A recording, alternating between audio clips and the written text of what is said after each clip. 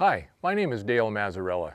I'm a Fly Fishers International Master Casting Instructor, a longtime Wyoming fishing guide, and an award-winning coach and educator. I've put together this video series that I hope will help you become a better fisherman, catch a lot more fish, and I hope you enjoy it. So enjoy yourself, have a good time, and let me know what you think.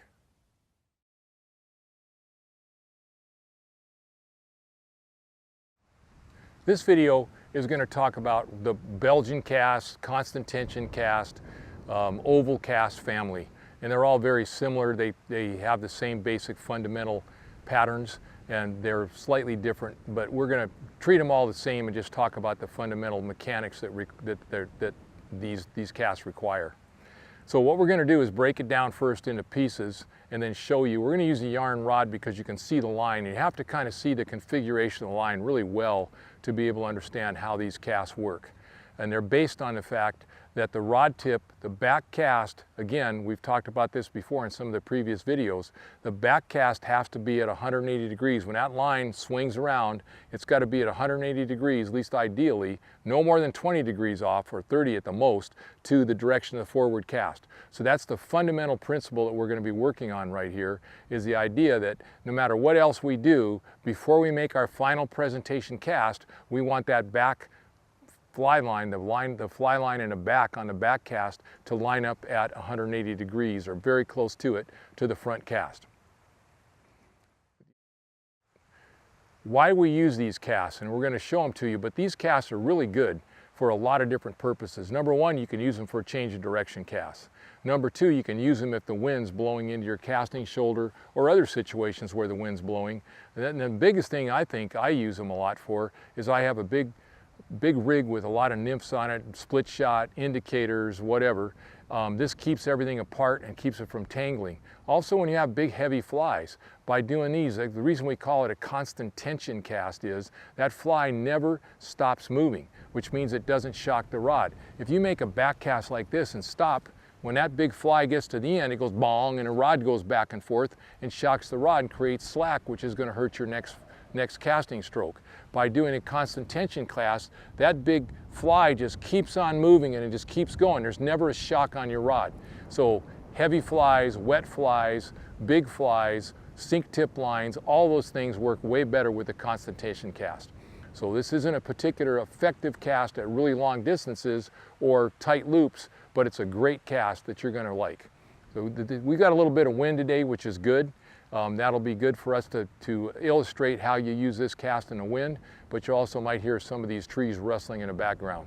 So I hope you put up with that. And now we're going to get to some wider angle explanations of the cast.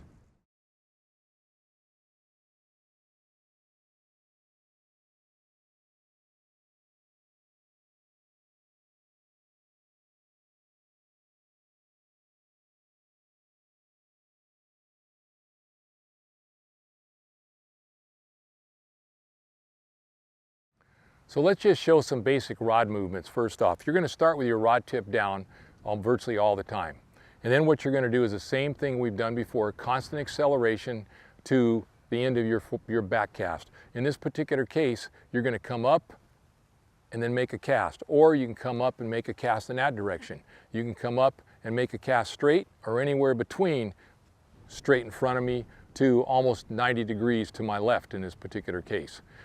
If you do it cat-canted or back-canted, it's the same thing. It's up and around or up and that way. And again, we should learn both forward and back casts or side regular cast and a cat-canted cast or a back-handed cast, because you're going to need to be able to use them depending on the wind. So these are the basic things. When we get the rod, you're going to see an awful lot more clearly what happens, and we'll talk about the line.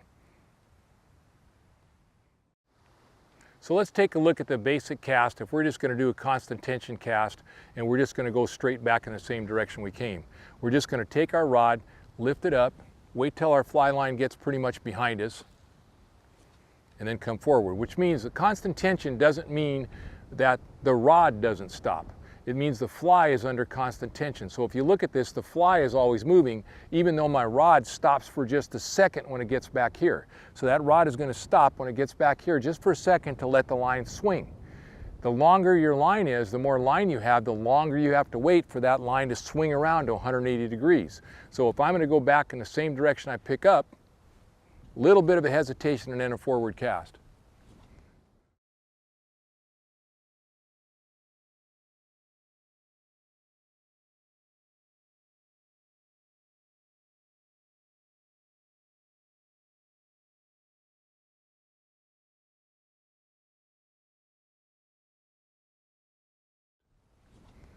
Now watch what happens if I decide to go that direction. If I decide to go that direction, what I'm going to do is when I pick it up, now my line is still out there.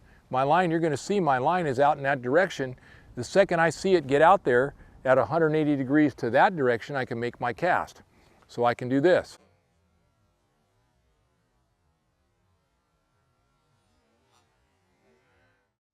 There's hardly any hesitation because I don't have to wait for that fly line. So I start here and I want to change directions. It's going to go. So I'm going to turn around and do all those casts with this wind, but I want to show you how this cast is used in the wind. What I'm going to do here, I've got the wind coming into this shoulder. So if I make a normal cast, it's quite likely that on the forward, you can see that fly line almost hits me. That hit me. So I want to prevent that from hitting me. What I can do is I come up here and then way over the top. So my hand is almost over the top of my head and then it's over this way. So my rod tip now is way on the other side of me.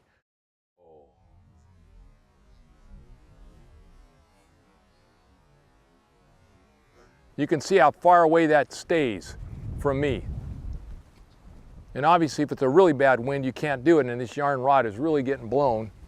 But you can see how far away that fly stays from me, even with this bad wind.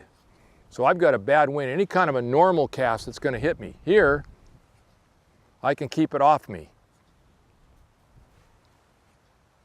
Way away from me. So that's if the wind's coming to this shoulder, the secret is bringing it up way over here. You've got to get this rod up here. So what you're doing is up here and then over here. And that keeps all the fly line being blown away from you, opposite shoulder.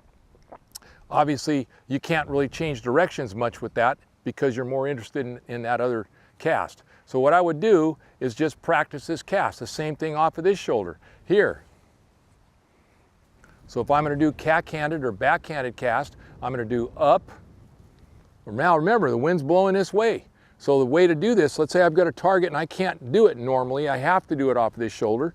I'm going to get up and then way up high, rotate my wrist and then come down. So watch this, this is going to be cack-handed. And it's keeping that fly line away from me. Make sure you're getting that rod tip way over on this side.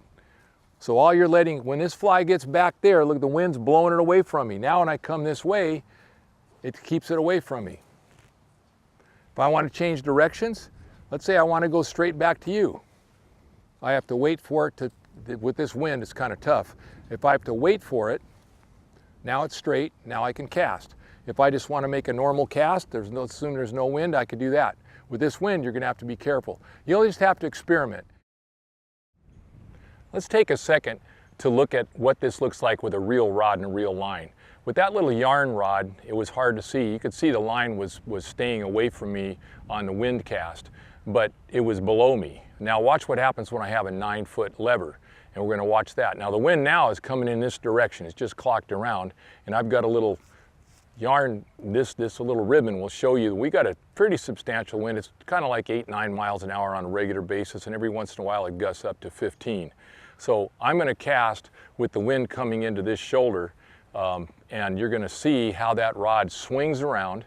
And then if I want the fly line to go in that direction, the second it starts to swing, I've got to let it swing enough that that fly gets behind me and is going to go on this side of me. That's the whole point. You want the fly going on this side of me because that wind is blowing the fly there anyway. If I want to go towards the camera, I'm going to have to wait a little bit longer maybe and just come straight, but it's all a matter of timing. So I'll try to do it both ways and you can take a look at it. We have a 6-weight rod. We have a big hunk of yarn on the end of that leader, so you should be able to see it. We got a wind now, it's just sort of all of a sudden it changed directions a little bit, but it should, in a second, it'll be going back the way it was. and it's been gusting up to 15 miles an hour. So let's just show, what you can see is how far this yarn stays away from my body.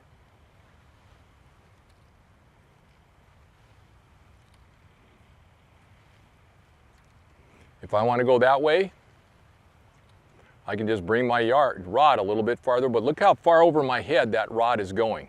That rod is going way over to here. So that's what you want to do. And also, you can't really see it from that angle, but my hand is right on top of my head when I do this. So that's your cast. Now we got the wind blowing into this shoulder again, and you can see that it's not coming anywhere near me. So what I'm going to do is turn around. You won't be able to see the fly in the front, but you should be able to see it in the back. And what you're going to see is a side view of what that looks like. And you can see how far away from me that fly is. Problem is, we now have a tailwind, so it's blowing that fly into me just a little bit.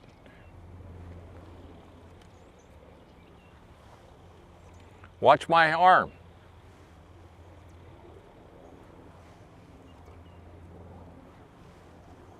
I want to go that direction, go that direction.